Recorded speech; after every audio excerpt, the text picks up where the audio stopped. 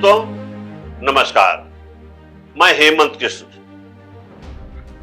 The संकेत live में आप सभी का स्वागत है। दोस्तों आज हम चर्चा करेंगे वन नेशन वन इलेक्शन पर। एक देश एक चुनाव पर रामनाथ कोविंद समिति की रिपोर्ट को कैबिनेट ने मंजूरी दे दी है। बुधवार को हुई नरेंद्र मोदी सरकार की कैबिनेट बैठक में इस प्रस्ताव को पेश किया गया, जिस पर सर्वसम्मत से कैबिनेट ने मुहर लगा दी। एक देश एक चुनाव पर रामनाथ कोविंद समिति की रिपोर्ट को कैबिनेट ने मंजूरी दे दी है। बुधवार को हुई नरेंद्र मोदी सरकार की कैबिनेट बैठक में इस प्रस्ताव को पेश किया गया, जिस पर सर्वसम्मत से कैबिनेट ने मुहर लगा दी।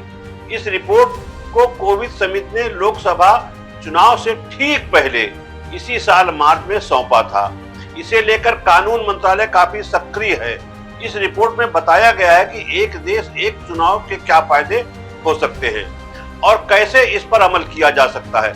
रिपोर्ट के अनुसार लोकसभा और विधानसभा के चुनाव एक साथ हो सकते हैं। इसके अलावा बाद में स्थानीय निकाय चुनाव को भी इसमें शामिल किया जा सकता है। कमेटी की रिपोर्ट में सिफारिश की गई है कि लोकसभा और सभी राज्यों के विधानसभा चुनाव एक साथ कराए जा सकते हैं। इसके अलावा अगले 100 दिनों के अंदर ही पूरे देश में निकाय चुनाव हो सकते हैं। पैनल की ओर से इन सिफारिशों को लागू करने के लिए भी एक अलग समूह के गठन का सुझाव दिया गया है। पैनल का कहना है कि इससे संसाधनों की बचत हो सकेगी। इसके अलावा जटिल प्रक्रिया को भी आसान किया जा सकेगा। पैनल का कहना है कि इस फार्मूले को लागू करने के लिए सबसे जरूरी चीज यह है कि कॉमन इलेक्टोरल रोल यानी मतदाता सूची तैयार की जाए। इस तरह यदि लोकसभा और राज्यसभा से एक देश एक चुनाव वाले बिल को मंजूरी मिल जाए तो फिर देश भर में लोकसभा और विधानसभा के चुनाव एक साथ कराए जा सकेंगे। वहीं एक इलेक्टोरल रोल और सिंगल आईडी कार्ड के लिए देश के आधे राज्यों की विधानसभाओं से भी प्रस्ताव पारित कराना जरूरी होगा। इस मामले में जल्द ही वित्त आयोग की ओर से एक रिपोर्ट पेश किया जा सकती है। बता दें कि पीएम नरेंद्र मोदी एक देश एक चुनाव के पक्षधर हैं और वह लगातार इसकी जरूरत बताते हैं। आजादी के बाद देश में पहली बार 1951-52 में चुनाव हुए, तब लोकसभा के साथ ही सभी राज्यों के विधानसभा चुनाव भी संपन्न हुए थे। इसके बाद 1957, 1962 और 1967 में भी एक साथ लोकसभा और राज्य विधानसभाओं के लिए एक साथ चुनाव कराए गए। लेकिन 1968-69 के बाद यह सिलसिला टूट गया, क्योंकि कुछ विधानसभाएं विभिन्न कारणों से भंग कर दी गई थी। जब 7 चुनाव कराने के लिए भंग की गई, कोविंद कमेटी की रिपोर्ट के मुताबिक आंध्र प्रदेश राज्य का गठन 1953 में मद्रास के क्षेत्रों को काटकर किया गया था। उस वक्त इसमें 190 सीटों की विधानसभा थी।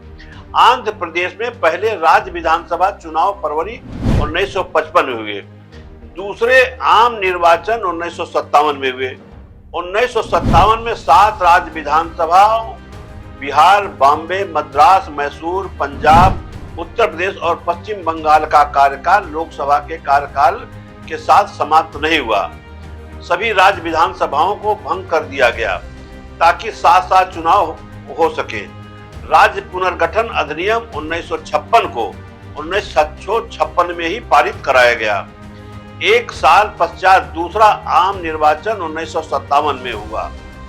दोस्तों, देश में जहां Modi one nation one election की बात करते हैं, उस पर कांग्रेस इसको एक सिरे से खारिज करती है और वो कहती है कि ये केवल जनता को भरमाया जा रहा है और अपने मन से पूरे देश में सरकार बनाने का कुचक्र है। एक प्रेस कॉन्फ्रेंस के जरिए अखिलेश यादव ने भी कहा कि अगर उनको संसाधन बचाना है, धन बचाना है, तो अगर वो 5 जनसभाएं भारतीय जनता पार्टी अपनी रद्द कर दे तो पूरे देश का चुनाव सस्ते में हो जाएगा। उनका कहना है कि ये केवल एक कुचक्र है, एक चाल है। अगर वो चाहते हैं कि वन नेशन वन इलेक्शन हो तो इस पर आम सहमति बनानी पड़ेगी और तय करना पड़ेगा किसके फायदे क्या हैं, इसका नुकसान क्या है, और जनता से भी इसका प्रस्ताव मांगना होगा। उनका कहना है कि अगर वन नेशन वन इलेक्शन होगा तो फिर चुनाव आयोग की आवश्यकता क्या हो जाएगी। 5 साल ये चुनाव आयोग करे क्या तो उसको भंग कर देना चाहिए।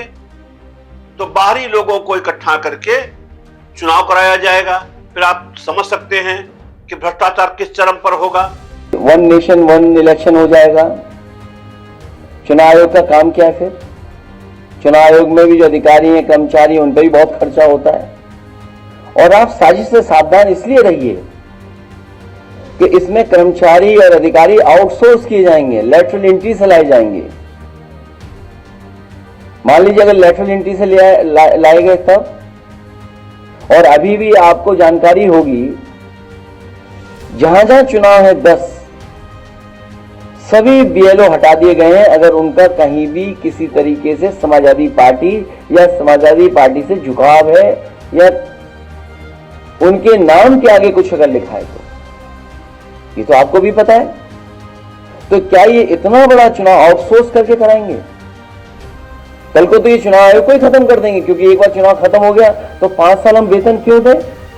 अगर बचाना ही चाहते हैं खर्चा तो भारतीय जनता पार्टी अपनी रैलियां क्यों इतनी ज्यादा करती है?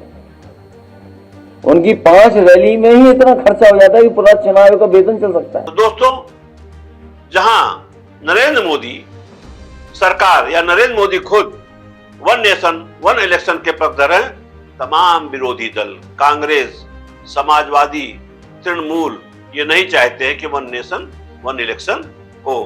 तो दोस्तों, अब ये देखना है कि मोदी कैबिनेट ने प्रस्ताव पास कर दिया है और आने वाले लोकसभा में जब ये बिल लाया जाएगा तो इसको पास कराने में सत्ता पक्ष को कितना विरोध झेलना पड़ेगा।